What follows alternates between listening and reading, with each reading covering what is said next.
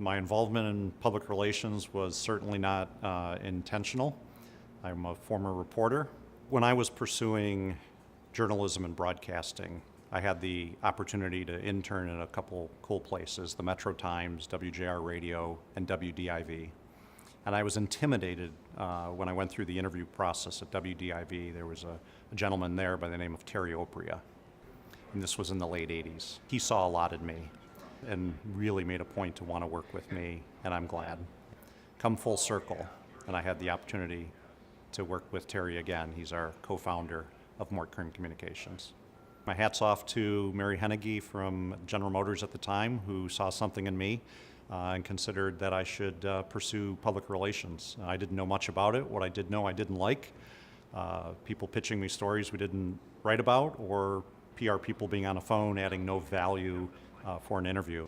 One thing led to another, and was able to then break into public relations. So as certainly my career in public relations moved forward, I thought back to the days of what I thought was no value add to make sure, where am I adding that value? Where do we as PR practitioners need to make sure we're providing the strategy, the counsel, to be smart about the media we're pitching to truly add value? My first job in public relations was Bianchi Public Relations, where I was there for 12 years, and thankful to Jim Bianchi, who really gave me my start. He introduced me to public relations, introduced me to PRSA. My first involvement with PRSA was just as a member, just to join, do 10 different program sessions, different luncheons, what have you, and was really intrigued by the different programs, the networking that were being offered. So got involved on various committees. Also then was invited to join the board and received a nomination for that, was voted in on the board, and moved up through secretary, treasurer, vice president, and then president in 2010. The Detroit chapter of PRSA is very vibrant. It's one of the largest chapters and actually one of the founding chapters in the country. I wouldn't be where I am today had it not been for PRSA. There was a time in my career I needed to rely on that network of people, and it's a real tight bond of some great people. It's been phenomenal. One of the highlights of my career was working with the builder for the Extreme Makeover Home Edition, and it was a Michigan build in Armada.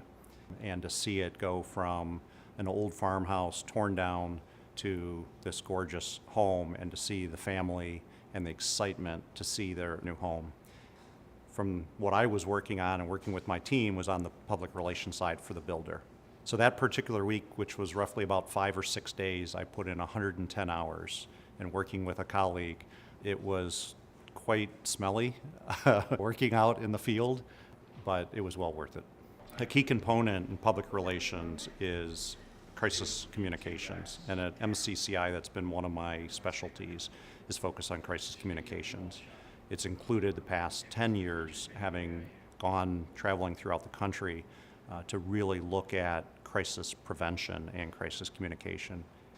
You know, to receive this award, it is humbling, very much an honor. I didn't have the luxury, like a lot of people, to know Robert Hefty. From what I know, he was very actively involved on the board.